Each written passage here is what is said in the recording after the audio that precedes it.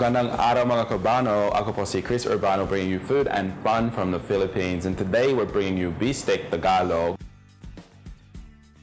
Isang na simpleng recipe dito sa Pilipinas, but every household knows and loves this. And I think everyone has their own special version of beefsteak. So yung aking version, syempre with my love of spicy food and stuff from Bicol, I'm going to be putting in a bit of siling pangsigang just to give my beefsteak a bit of a kick. But, you know, other things you can try with beefsteak is to use pineapple juice kung halimbawa, which will not only tenderize the meat but give you a more sweeter style na beefsteak. You could even try using a papaya paste as a tenderizer as well in the meat, which is another way of tenderizing and introducing a new flavor to it. Sa mga sibuyas natin, pwede naman raw sa ilalim ng ulam at the end, or you can also add it, you know, in your marinade and cook it with the meat. I prefer that style kasi ayaw masyado sa mga raw onion. So I'm going to be mixing mine up with the beef first and then cooking it in the pan. So let's get going with the Bistek Tagalog, one of the Philippines' greatest and easiest and most simple dishes to cook at home. Sige na. Ang importante sa beefsteak mo is yung karne mo dapat na talaga siyang manipis, diba? So medyo super nipis what we're using here. Ito naman yung isang breakfast steak. But pwede ka din naman yung tawag dyan na tenderloin or sirloin and just slice it really thinly before you put it into marinade mo. Kung medyo tough yung karne na ginagamit nyo, pwede ilagay sa cling wrap. You can wrap it in cling wrap and then hit it with a mallet para mas tender siya. Or you can use that pineapple juice trick or using some papaya that's been mashed into a paste and put that through the marinade as well. Those will both actually tenderize the meat for you after a couple of hours. So yung marinade natin, meron tayo ng iba't ibang mga sangkap dito. So really simple marinade here. Basically soy and calamansi. So yung toyo natin muna. At ikalawa ay ating calamansi juice. Pwede kang ipalit ang lemon or lime kung dun ka sa Estados Unidos. Para sa ating mga viewers sa USA, you can just use some lemon or lime kung wala kang calamansi dun. But I'm finding more and more calamansi when I was in Australia recently. Meron silang calamansi pala dun sa Northern Territory, so maybe you have some there in North America too. Okay, and I'm going to throw in my chili because I want this just a little bit more kick for me. And then I'll put my sibuyas in now also. Konting paminta at saka asin. So I'll put the asin muna. And then yung itong paminta.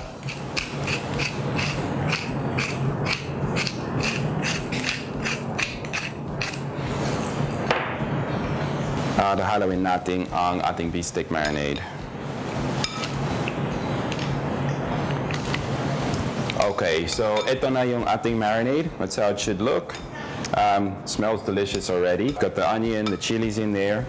And you can now place this ref mo para sa at least 2 to 3 hours, I know, at least 1 hour, but at least 2 to 3 better, and overnight would be the best. So talagang pasok yung mga lasa natin. While you're waiting to see the rest of this episode, if you haven't already subscribed to the show, click up here and never miss another episode of Food and Fun from the Philippines with me. And leave a comment below kung anong gusto mo akong lulutuin next time, and I'll try to cook what you want me to try out next. Lumipas na ang 24 oras dito sa ating marinade. Not really, but we pre-marinated this one, so I swapped it out. We're gonna cook this right now, so you guys don't have to wait overnight to see the rest of this episode. Ito na yung ating mainit na kawali at ilagay ko na lahat ng ating beefsteak dito.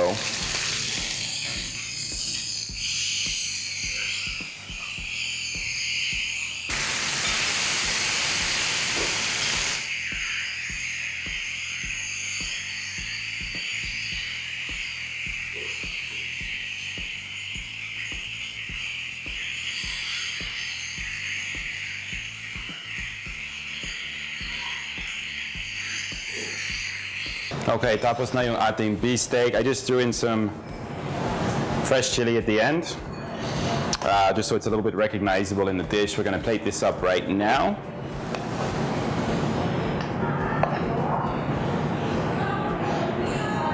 Ito naman meron tayo ng mga bulaklak ng siling labuyo at saka yung onion leek. So you can just cross-cut the chili first and then place it in a water and it will just naturally open up magiging bulaklak na ganito. So we're just gonna put that para maganda sa tingnan yung ating beefsteak, ha.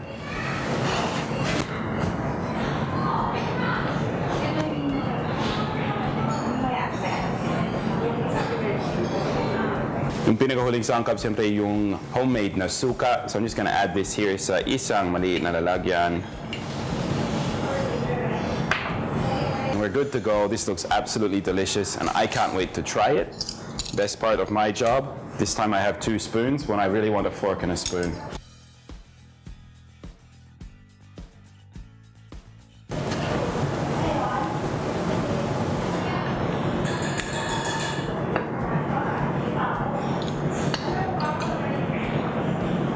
There we go.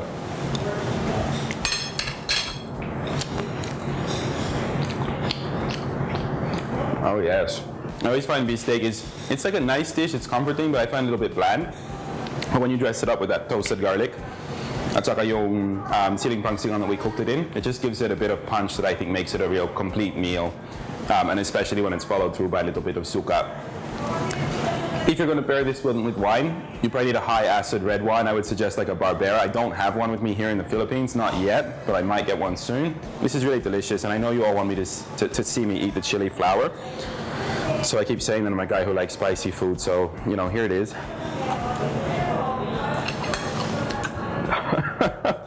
That is pretty bloody hot. Oh my God.